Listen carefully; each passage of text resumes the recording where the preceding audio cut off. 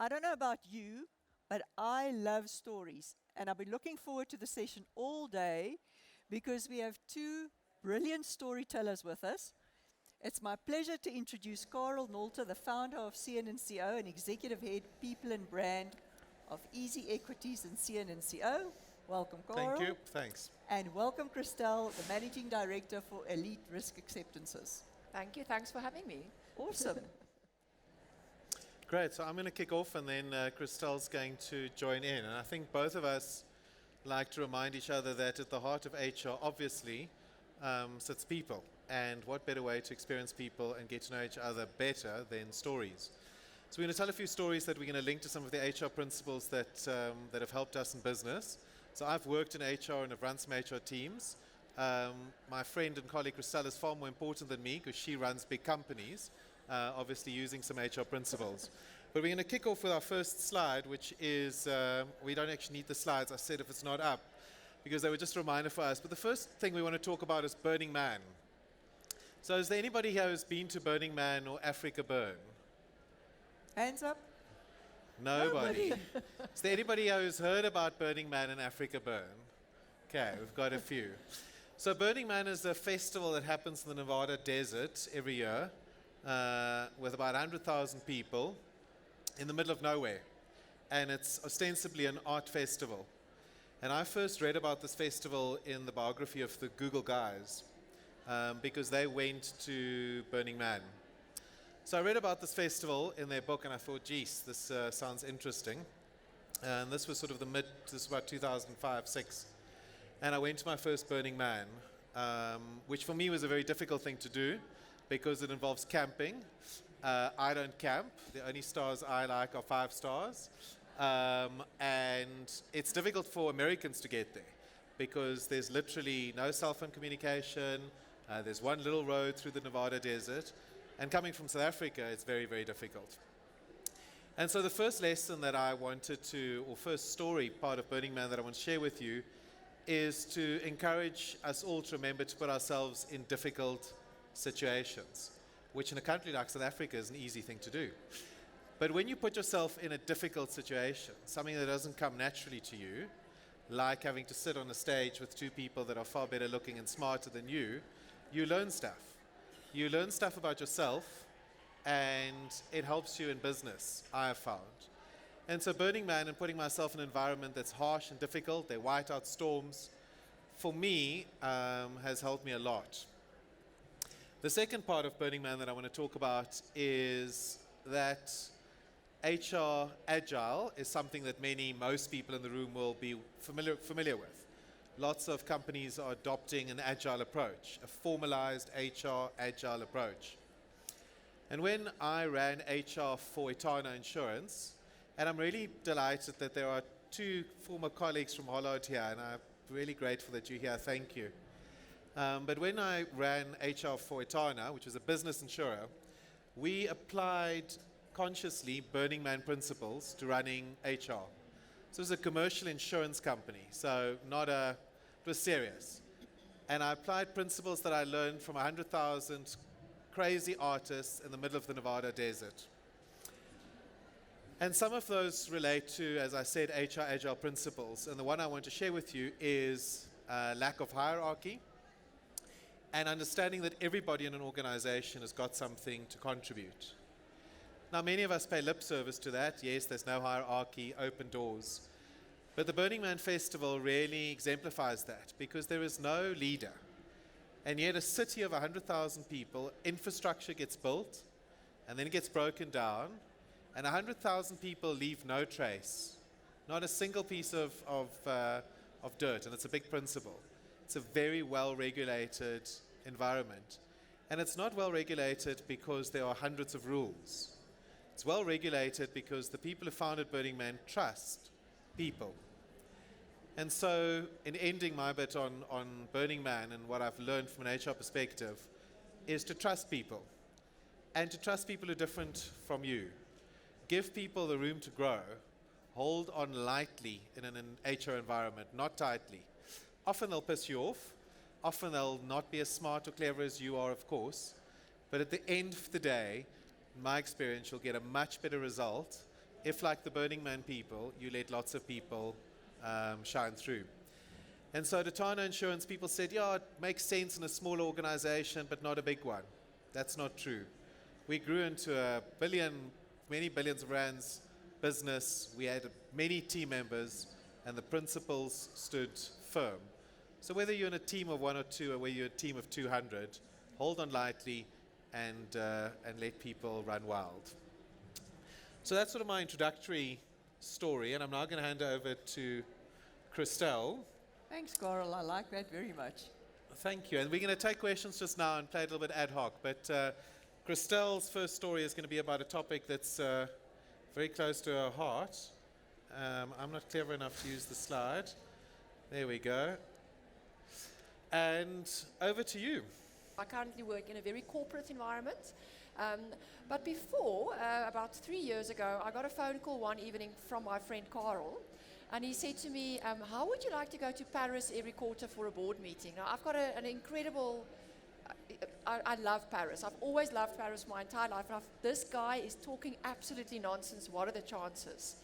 Anyway, I ended up getting this job. It was the CEO of a local arm of a big international group called Europe Assistance, which is a French company.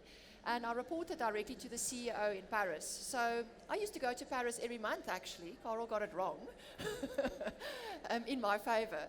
But what was very interesting for me during this phase of my career, and it's something that I hold extremely dear to my heart, was I got exposed to the European way of doing business, and specifically HR practices, and most specifically where the woman fits into the organizational structure. I'm very passionate about women in the workplace and our, furthering and making sure that we stimulate the conversation around making sure that there's proper equality in the workplace. But the one thing that I walked away with from my time at Europe Assistance was how incredibly amazing South Africa is when it comes to diversity. If you walk into a boardroom in South Africa at any time, any level meeting, whether it's junior, in our industry, I must just add that in the insurance industry, you will find a very nice balance of gender and of racial diversity in the room. When you walk into a boardroom in Europe, you will be, as a woman, maybe 1 or 2 out of 30 white men. I always used to have my friend Ange from the Ivory Coast. He was the only other little bit of diversity in the room. And then it makes you realize how grateful we must be for what we have in South Africa. As women in the workplace, and we are not subjected to the structure of hierarchy as much as they are in Europe. There's very much a structure of hierarchy. If you're at a certain level, you won't just approach the CEO. Here in South Africa, the CEO treats the junior staff in the same way that he would treat his fellow members of his leadership team. So I think it's something that we have to be very grateful for. But having said that, we have a very long way to go when it comes to gender diversity in the workplace and making sure that women get paid the same as men. There's still a pay gap in the South African workplace. I mean, we know we get paid less as women, yet we have to do the same job, and we have the second job at home, which is looking after the family, looking after the children, often under very difficult conditions, as we've seen in recent times when it comes to the Me Too movement and the Men Are Trash hashtags, how tough it is for women in the home. So, just to sort of end off my story, and maybe we can stimulate a little bit more conversation around this towards the end of the session. It's really important that we understand real change is only going to come when leadership in business start to change the workplace to accommodate women through their different life phases. It's tough being a young mother. There's nothing that comes close to being as tired as you are and as overwhelmed, and you have to get back into your job, and you hope you still have a job when you come back after maternity leave. So employers changing the way that they look after women in the workplace, but more importantly, we must start changing the way we bring up our boys and girls at home, because that's where it all starts to go wrong. I've got a boy and a girl, and in the evenings when we finish dinner, it's each of them take a turn to pack the dishwasher. But a couple of years ago, it would always be the girl packing the dishwasher. That's where we start perpetuating those gender roles. The girl does certain work and the boy does certain work. And we have to start changing that, because if we don't start changing that mindset, and I'm going to end off with a very interesting little incident that happened to me. My daughter actually called me to order, and I thought that was, that was quite interesting. It was the beginning of the year, and we were busy covering textbooks. They're in high school. And her textbooks have been covered 2 weeks ago already, and there I'm sitting with the textbooks, and I'm busy covering. And she says, "What are you doing?" So I said, "I'm busy covering Chris's textbooks."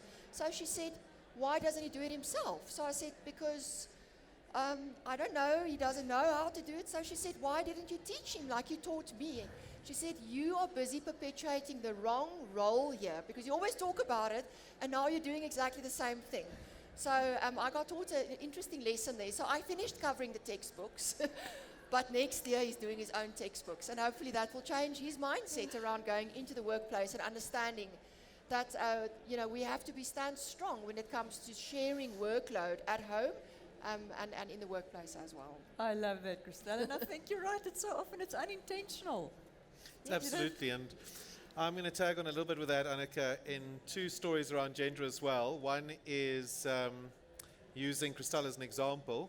So in a current business, as she said, head of a startup insurer within a big organization, very consciously, Christelle and her team have, and I think this is still true, an all-women board. Yes. So it's still an all-women board, which was a very conscious decision, and some people criticize that.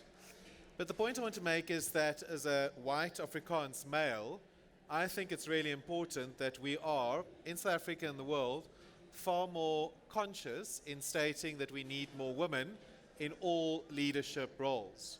Not to be subtle about it, not to suggest it, not to encourage it, but to very consciously say that unless we have far more women in positions of power, all industries, then it is bad for all of us within our roles. And so one of the positions I fulfill is chairman of a school board, St. Stithians College Council, and it's made up of 7 schools, and there's a rector, and the rector is the CEO of the overall entity. 7 heads report to the rector. And the rector's never been anything other than a man. And the current rector, who's done a superb job, has resigned to move on to another opportunity. And we're going through a process of recruiting. And I've categorically stated publicly that if we appoint a white male, that it would be a failure, not only on my part as the chairman, but also on the culture of the organization. Now that comes with controversy and complexity, but it's something that I feel very passionate about. We've got to be conscious. We've got to say that it's possible to appoint a woman in any role, because there are millions of women that can fulfill millions of roles. And so maybe it's an obvious point, and I'd be interested to hear what you guys have got to say, Christelle and Annika, but I think we're not conscious enough in saying we need more women in more positions of power. Okay. But Carol, I think a very important point that you make around having a gender-balanced company board and right through the different management levels to drive the change of the organization. Very important point is we must make sure that women get paid the same as men, because that's the next conversation, and it's an HR topic. We don't get paid the same as men. I actually decided, I'm making it very public now, but I decided I'm going to challenge my bigger corporate organization and say, please confirm in management, on our management level throughout the organization, whether there is a gender pay gap. And if there is a gender pay gap, how big is this pay gap? And what's the plan to close it? And I'm scared because I'm going to expose myself. But if we don't step up as men and women and start asking the tough questions and start pushing the agenda, we won't see change. So what I wanted to say is, for me, another important part, touching on what both of you are saying, is I think often we look at a big problem statement as we must fix this. Whereas what's really helpful if you just take a step in the right direction. But the next one is around art and stories. We're going to talk about art. And we'll go on to that. And so the reason I chose this story as my next introduction is partly inspired by Christelle's brother-in-law, who's an artist, a fantastic South African artist, but also because in Hollard Insurance, Tana Insurance, Fulcrum, which was a financial services company, Easy Equities, and also Standard Bank, which are organizations that I've worked with and do work with relating to art, art has played a very powerful HR role, consciously and unconsciously. So the two examples I want to talk about, firstly is how art can lead to conversations in an organization when people are perhaps scared to have some of the conversations we've just spoken about. So in Atana, when we were building our building, we got some art in there from an artist called Diane Victor, who's, if you're into art, famous South African artist. She's technically very strong drawer. She lectured at University of Pretoria as well. And Diane Victor had produced a series of drawings based on articles that she had read in the newspaper. So these drawings that we put up in the canteen, which I consciously chose to put up in the canteen, were articles showing domestic abuse, prisoners being raped by other prisoners, and other scenes that people read about. And there was lots of pushback from my colleagues saying this is offensive, it's upsetting, take it down. But it led to a conversation because I said, when we read about it in the newspaper, we're not stirred to being offensive, offended, or angry. It took art to make us have that conversation. And art can do that in a positive way as well, about beauty and nicer elements of society. And so I found in the organizations that I've worked is that art has often allowed me to have conversations about the unobvious topics. And I would just be interested to hear what you guys have got to say about art and how that affects you and your environments. So I have another example that I would like to share around art and an organization. So it's a big company in the market, Santam Insurance, and for many years they ran a competition for child art for their calendar each year. Now, how does that relate back to human resources? Well, the reality is human resources represent the heartbeat of the organization. It's where people are, it's the function that brings people together. And what this calendar did was they used the staff of the organization, their children, and they could enter their children's art. And it really was just normal drawings that a child would do. And then they would pick 12, and this would go into a calendar. And this calendar was then distributed to the entire market, brokers. And it became a very interesting talking point, but also really getting to the heart of what we saw Santam at that point, which was around family, around art. And I just thought it was a lovely initiative. They've stopped doing it. But really, that spoke to me. I enjoyed that. Great. And then the second part that I wanted to highlight with art was the Creative Block project that was started also in an insurance company.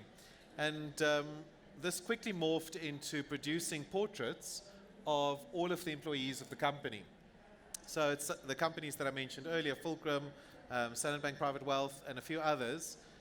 When a new member joins, a portrait gets made of them. So same size, given to an artist to interpret a photograph.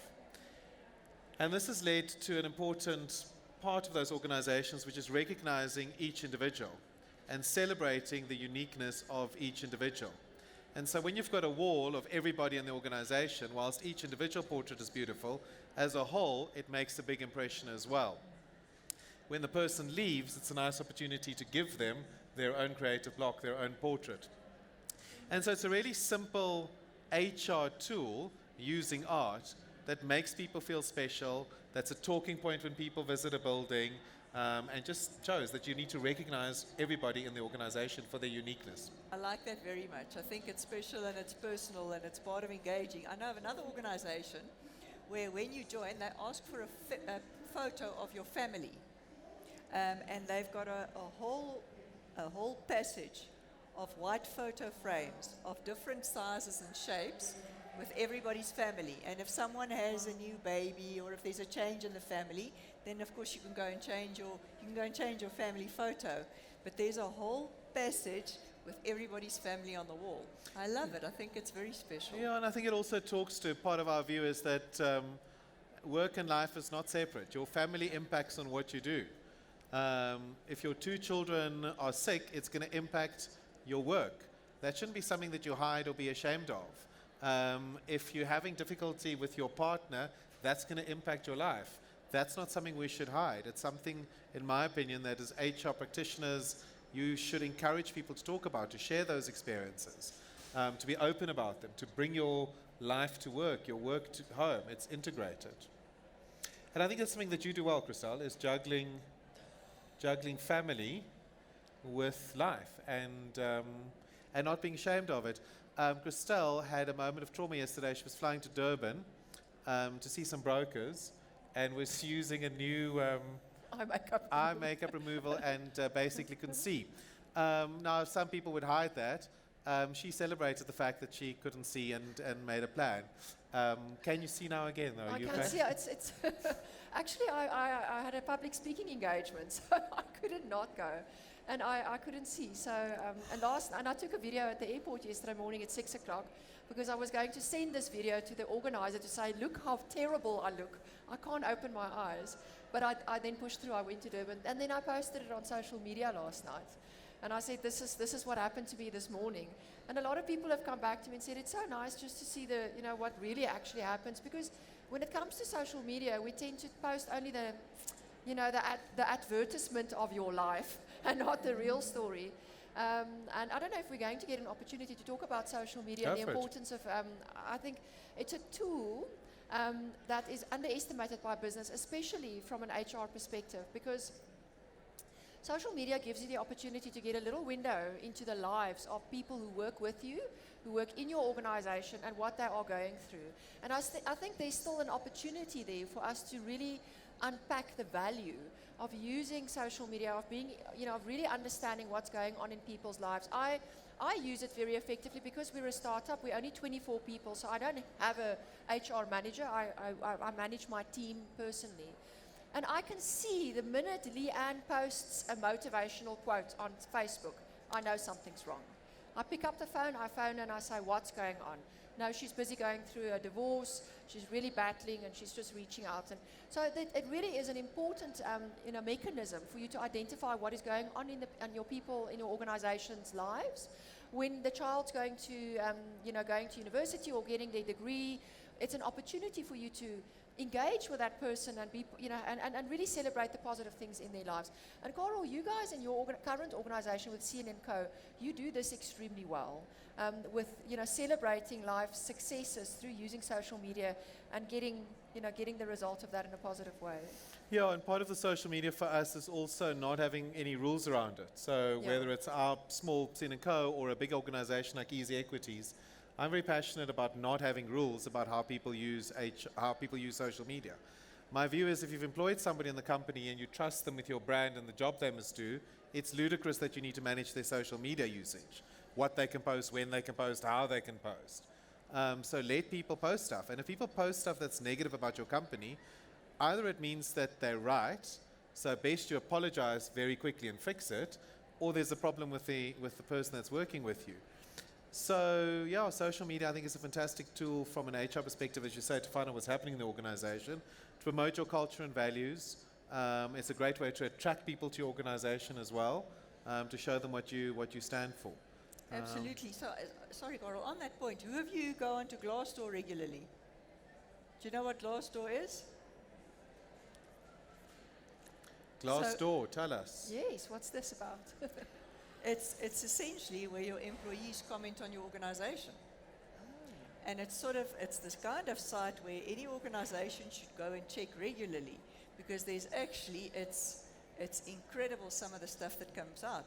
And it speaks to your point of social media is a very valuable tool. Use it in an effective manner. Hey? Cool, that's a good tip. I didn't know about it, so I'll definitely check it out. Maybe just while we're on the social media point, and I'll talk a little bit about Easy Equities from an HR perspective. So we have probably about 3/4 of the organization has got login details to the social media. And I'm now starting to get a little bit more nervous because we've got about 220,000 clients and it's financial services. So I was thinking, we should have rules and who gets the logins and they mustn't. And then I thought, listen to my own story. They manage themselves, the community manages them, And it's sometimes a bit of a nerve-wracking exercise, but But you can take anything down very quickly if it's wrong as well. So absolutely. Right, let's move on to the next slide, please. I'm not going to try because I'll get it wrong. The next one is about travel. And the point that we're wanting to make here, or the story, is Christelle mentioned she loves Paris, traveling. I love traveling, and I love traveling even if I travel by reading a book. So for me, travel is not necessarily having to spend lots of money and going to faraway places, although I love doing that. I traveled to North Korea earlier this year with one of my friends who's here, and I partly traveled to North Korea because I'd never been there before and because social media doesn't work there.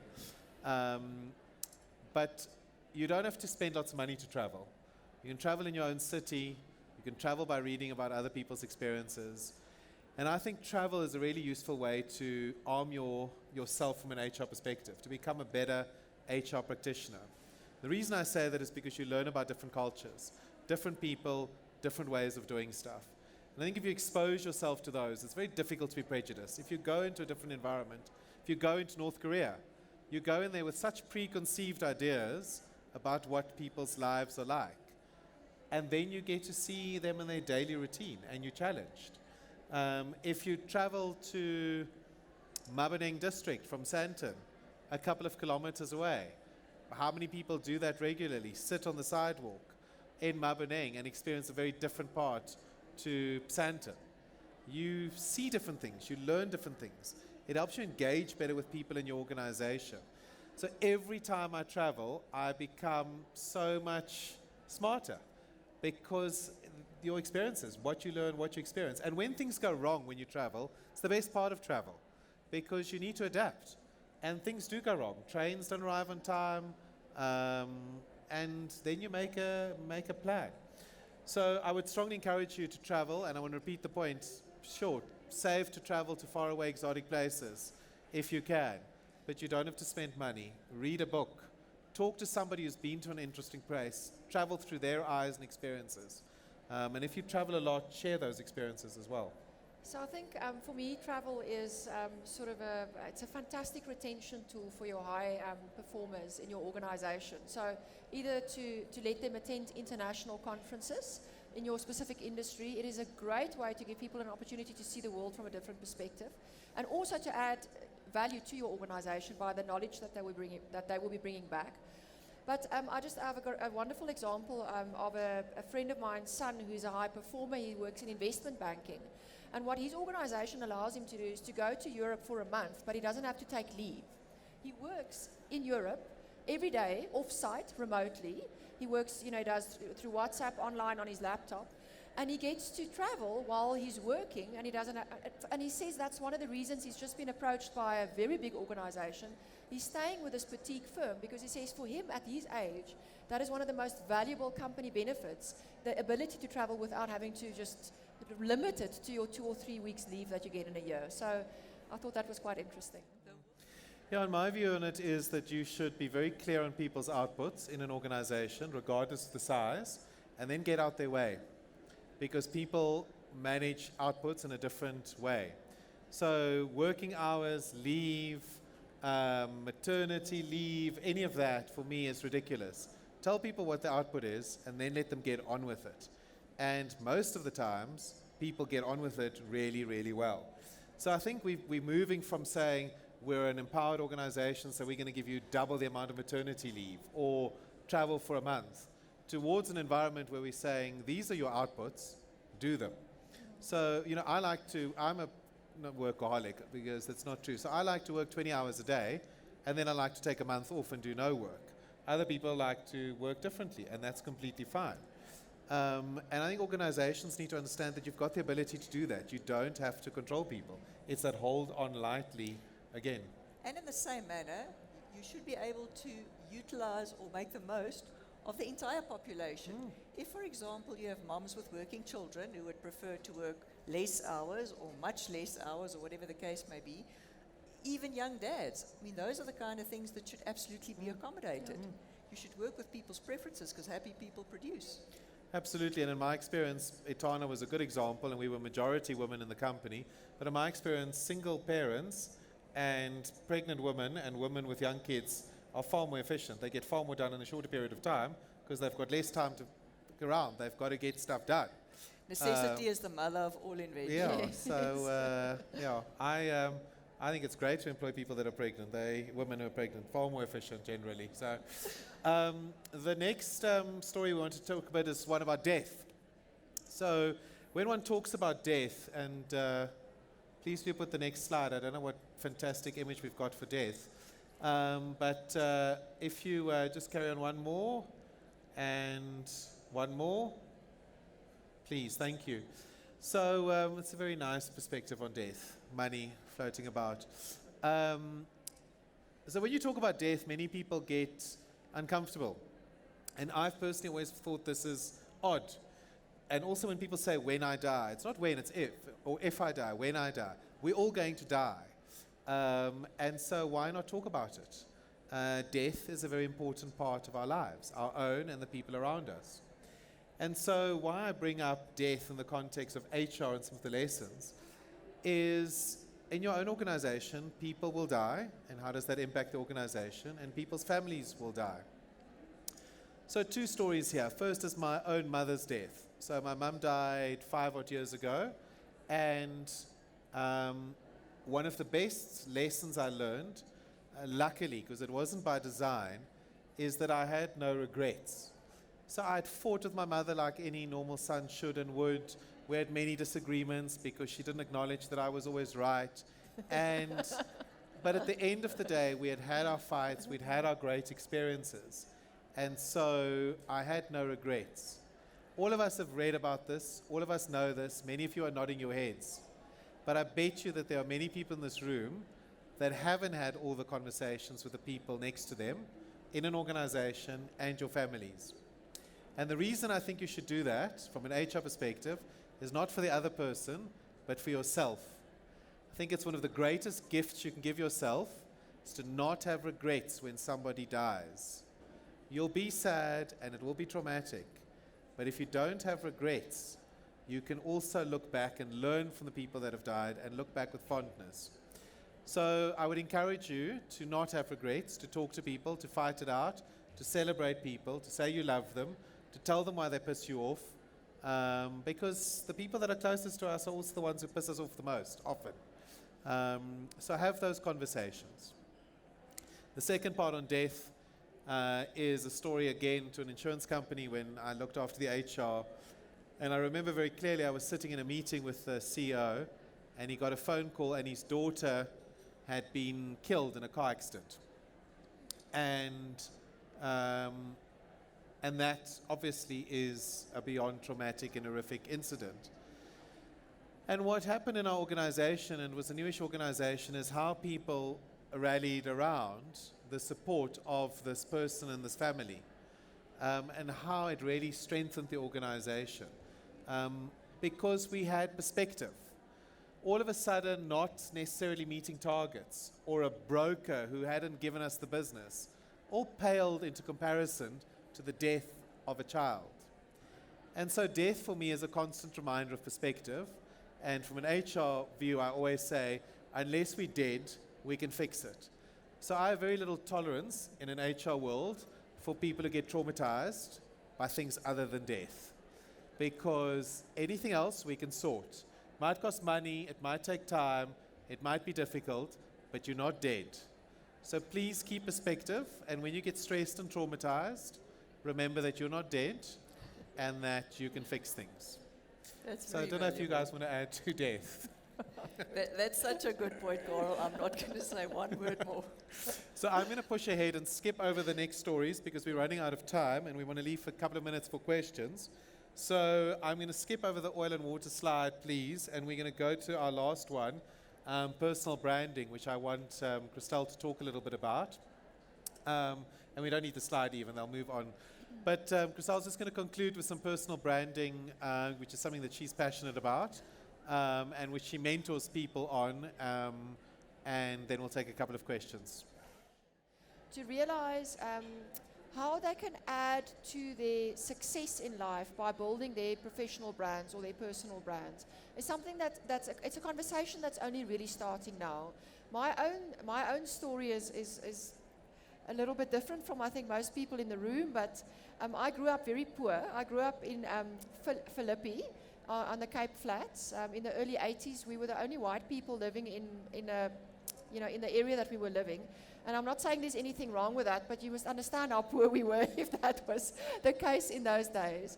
And I didn't have the opportunity to go to university because we had no money. So I started working straight after school. And very early on in my career, I realized that if I start building a network around me of people that I can tap into, and later on, when social media came online, I embraced social media to build my professional profile, what I stand for. It has created the most amazing opportunities for me in my life. And I can't go into the detail now because we don't really have a lot of time left. If you want me to come and talk to your organization about it, I'm very happy to do it because the staff absolutely love it. It's something that you can really get it's a tangible almost action that you can do to add to what you already have in your arsenal of experience and qualifications. But the importance in today's life of lifting your head above the crowd and being seen, especially in South Africa, when we look at it from a gender perspective, in other words, it's tough for women to get jobs because there's not a gender equal world out there yet. And if we look at unemployment numbers, you really have to stand out and make your name be called to that interview. So yes, I would encourage you to encourage your staff to think about the importance of professional branding and personal branding. Yeah, and the nice thing about a personal brand, there's no right or wrong because it's who you are. Yes. So don't be shy about it. Don't try and put something forward that's not you. So dress in a way that makes you feel comfortable, be authentic to yourself, live your own personal brand, and own it because it's unique and brilliant. So I think before we do questions, Chriselle and I wanted to abuse our position as speakers and put you a bit on the spot because you spoke about us and people read a short bio about us, but you facilitate many sessions during the HR Ndaba, and you are an impressive HR and other practitioner in your own right. And I thought that you should tell your story in a couple of minutes because it's an interesting and useful one. So it's good to put the facilitator on the spot, you see. Sure, Carl. So I can tell you in a nutshell that in 1985, I was the first female matriculant to receive a bursary from the Lloyd Pretoria office to study and do my articles to become a chartered accountant, Wow. which I wrote the board exam for in 1990, which was a while ago. And so I spent almost 30 years of my life with a Big Four organization, about 20 as a partner in various divisions, including consulting, outsourcing. In fact, there was a time when I was going to be an audit partner, which luckily I did not become. And so last year I turned 50, and my son won the RoboFest World Robotics Champs at the age of 13. Little South African guy, solo in his team with his mother, while the others were teams of 3, 4, 5, 6 people with 2 coaches from China, from Russia, from all over the world. And I realized that, in our lives, the most important thing is that we gear up the next generation. And surely your own children is the single most significant part of that. So, if you look at my life and the people that I've mentored and that I've looked after and the entrepreneurs that I've helped with businesses, etc., it's all been special and great, but my kids are very important to me. So I turned 50 and retired to spend time with my children before my eldest finishes matric next year. And I am extremely privileged and happy about that. So that's about it in a nutshell. And Carl, shame on you for jumping this on me on stage. No, so I didn't know that Chriselle and I wanted to ask that, but the reason is, in conclusion, we've got 3 or 4 minutes for questions, is ask people about their stories and then listen to them. Because all of us would have had an impression of the 3 people here, including on Annika. And you'll have a very different perception now about who she is and what's important to her. So again, we are way too busy and we would know way too much and technology is blah, blah. But just ask people about their story, because every single person has got the most amazing story in the world, and you'll be blown away by people. And I would encourage you to ask stories from people that are different from you. Don't just ask other white Afrikaans men to tell you about their story, because you've heard it 100 times.